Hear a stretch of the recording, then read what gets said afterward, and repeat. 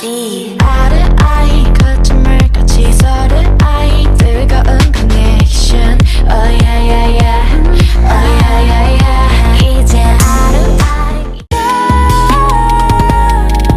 Baby found my love, and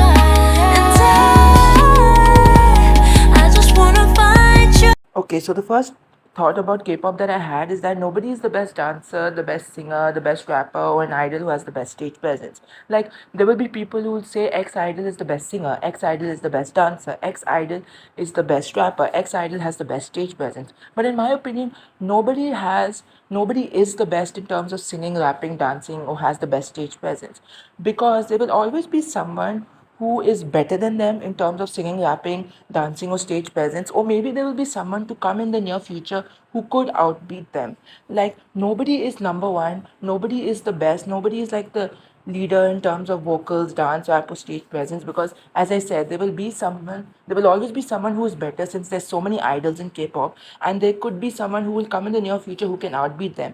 They can be put in the same category for best vocals. Like, if you'll say X idol is the best vocalist, that is wrong. You can say X idol is one of the best vocalists, that will be correct, because the idol that you'll say who is the best vocalist, they can come in the category for best vocalist, but they cannot be the top number one, as there will always be someone better than them or someone who will come in the near future to beat them. They can be in the same category as other vocalists who are also amazing, but they cannot be the best. So these idols, you'll say, who are the best, who y'all think are the best, may be the best for you, but they are not actually the best. They can be one of the best, but they are not the best. So remember that.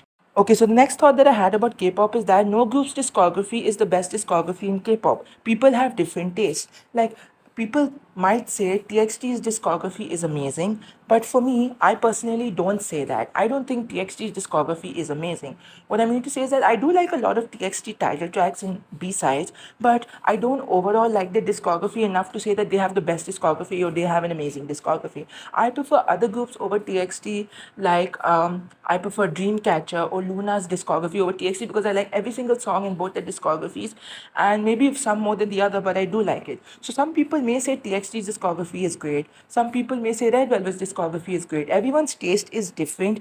Everyone listens to music liking a song or hating a song. You will not see everyone liking the same song. What I mean to say is that take Blackpink's Pink Venom, for example. Not everyone likes that song, but there are people who actually do like the song. So everyone's taste is different. For some people, one song is catchy, but for others, that same song could be boring. So for people who say that X group has the best discography, is true for you and many others, but there will be people who will disagree with you. Not everyone has the same opinion. If you make K-pop opinions, right, you can say an opinion about K-pop, but then there will always be another K-tuber who will say the opposite of that opinion because they won't agree with you, or they won't agree with the people who agree with this opinion. So that's what I'm saying. No group has the best discography because everyone's opinions and tastes are different. Some people will like the discography, some people won't. Some people will prefer other group's discography over this group's discography. Some people will agree with you, some people won't. So remember that.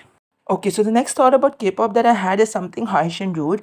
And this is not for all K-pop stans, but just a certain set of K-pop stans that I and many others have seen. So it is, I've talked about this before, so I'll talk about it again. People don't actually care for scandals or when idols mess up. An idol in a bullying scandal gets so much hate because people use the scandal as an opportunity to finally hate on the idol. Some people are probably there, some K-pop stans, who probably hate an idol and they wait for the perfect moment to show their true colors. And what's the perfect moment than a bullying scandal?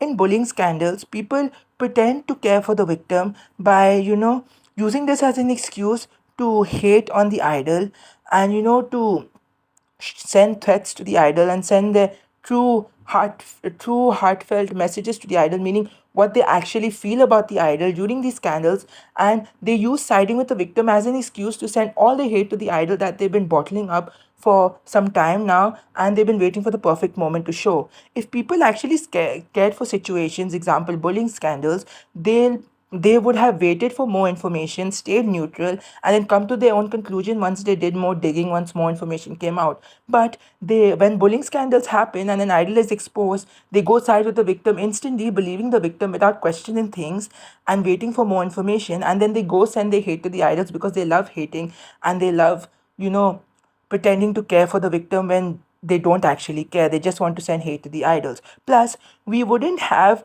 any cloud seekers profiting off videos where they try to show evidence that is just cloud seeking videos, and they wouldn't, profit off these videos, and we would have less of these.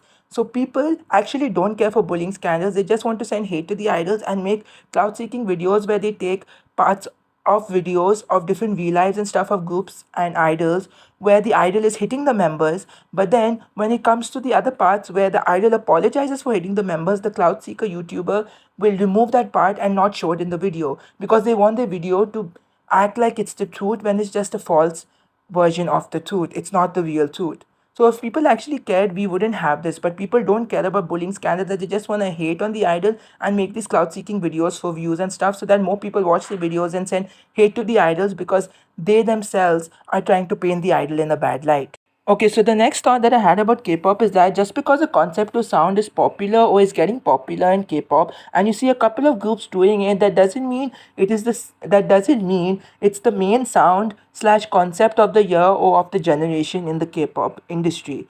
Not every single K-pop company is gonna follow the same route. If they did, then all songs would be in the same sound concept and there would be no diversity in K-pop at all. A concept or sound being done a lot and being popular doesn't make it the only sound in K-pop. Like, come on, how do you say fourth generation is noise? How do you say that? Is IVE's music noise? Are Le Seraphim and New Jeans music noise? Is Nine Eyes music noise? Is Iris's music noise? The list goes on. I can name so many groups who are noiseless. How do you say that fourth generation is noise? Is completely dumb in my opinion. There is no sound to a generation or year or whatever in K-pop. If it was, then K-pop would be the same and groups would be copies of each other. I gave an example in a previous video about the sexy concept. When the sexy concept was popular amongst girl groups and stuff in the previous generation of K-pop, not every single girl group to debut amongst the era of sexy concepts being popular did the sexy concept. Sure, it was a popular concept and a lot of groups were doing it,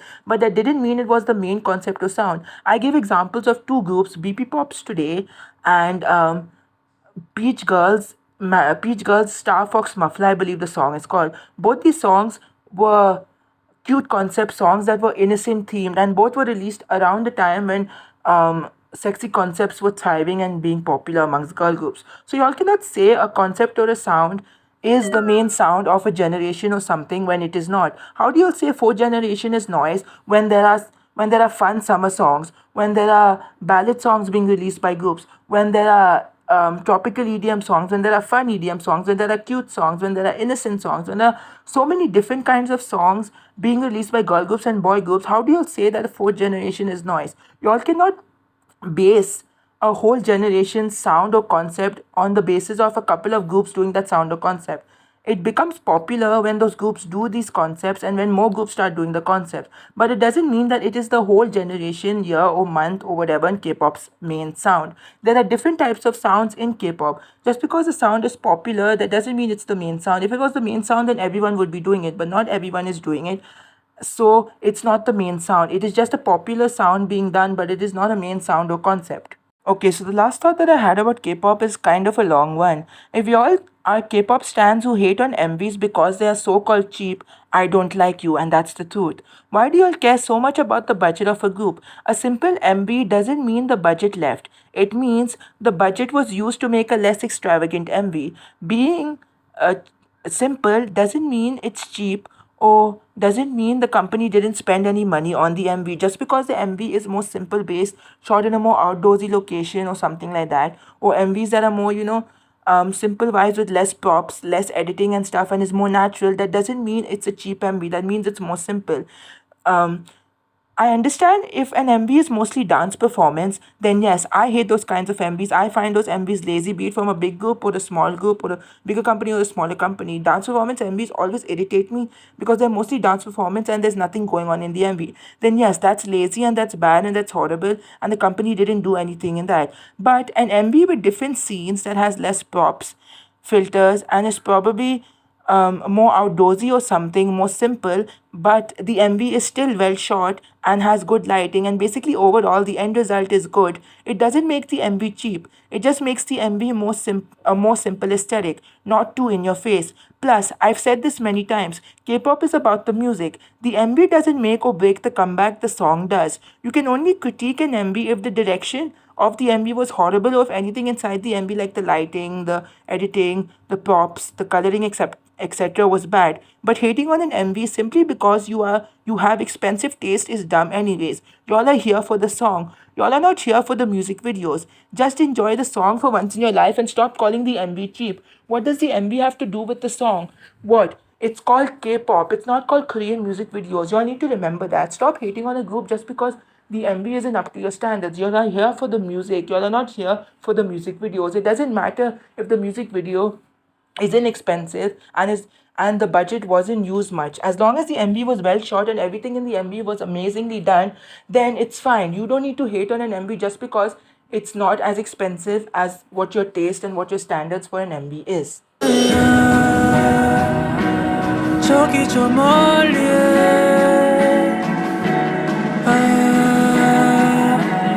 작은 섬